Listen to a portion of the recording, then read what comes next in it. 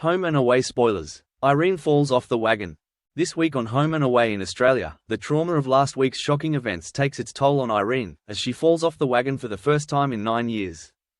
Those who've kept up with our articles will know that Back to the Bay exclusively revealed a big upcoming story for Irene 6 weeks ago, after we saw some intriguing scenes being filmed at Palm Beach in March.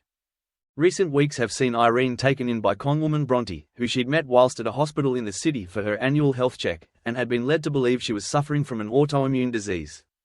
After pouring her heart out to Irene, Bronte had been invited to stay at the beach house whilst she awaited test results.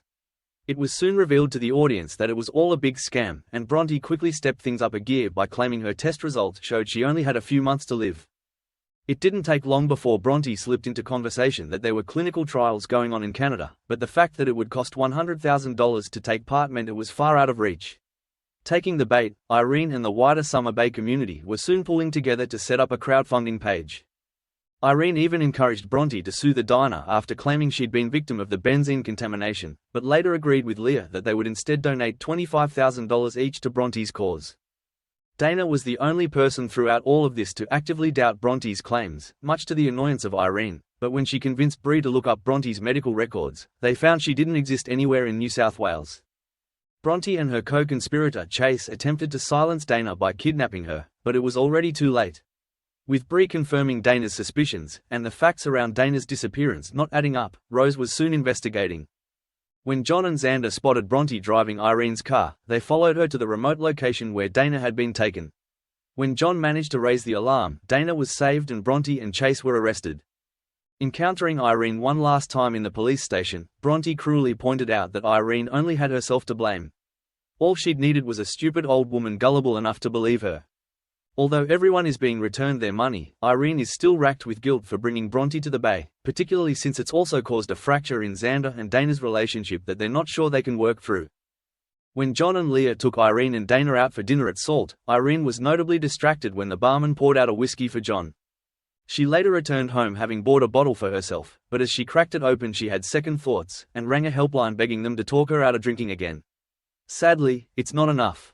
This week, as reported in TV Week, Irene fails to turn up for work at the diner the next morning after being unable to drag herself out of bed, so a concerned John goes around to check on her.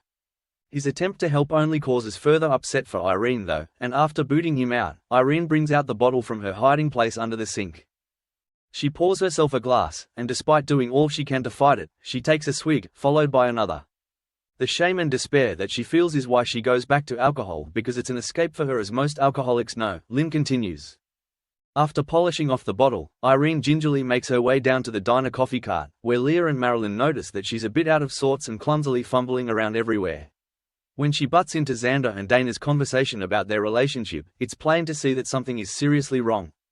Will her friends be able to help her before it's too late? We already knew that Irene would be taking a break from the show this year, as Lynn McGranger prepared for an upcoming theatre production, and this latest storyline seems to be paving the way for her temporary departure. After jetting off for a short break in the UK in March, Lynn went straight into rehearsals on her return and is now starring as Liz in new comedy musical The Grandparents Club, which opened in late May and is touring theatres in New South Wales, ACT and Victoria until the 4th of August. I'll be going for just a little while, not leaving anything permanently, Lynn revealed on Seven's The Morning Show earlier this year. I came from review-type situations, from community theatre, all of that, she explained of the production. I'm getting back to my roots, singing and dancing, interacting with the audience. I can hold a tune and I can belt out a number, but I'm no Aretha Franklin. Although early fans of the show will remember Irene first appeared back in 1991-1992 as an alcoholic, abusive mother to kids Nathan, Finley, and Damien, she was then played by Jacqui Phillips.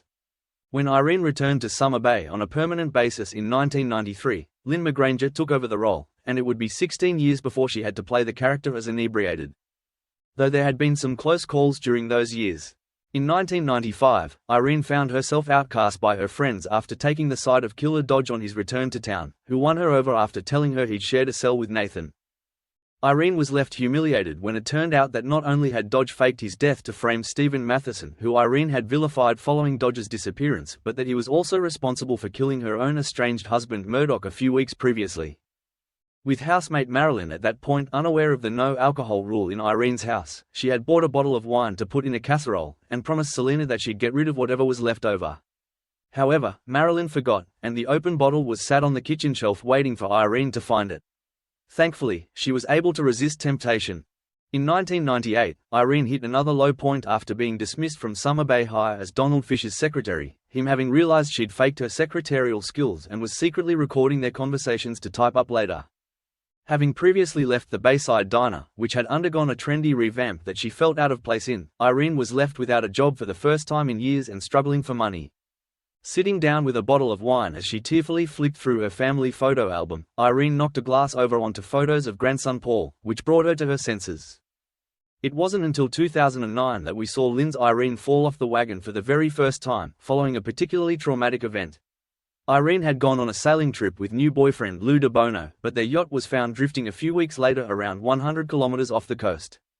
As police officer Angelo and his colleagues approached, an intoxicated Irene shot at them, wounding an officer. It was revealed that Lou had disappeared from the boat one evening whilst Irene slept. Paranoid that whoever got Lou would come back for her, and unable to work the radio, Irene had been stranded at sea for several days and so resorted to drink. Unable to provide a satisfactory explanation to the police for what had happened, Irene was held in prison on remand.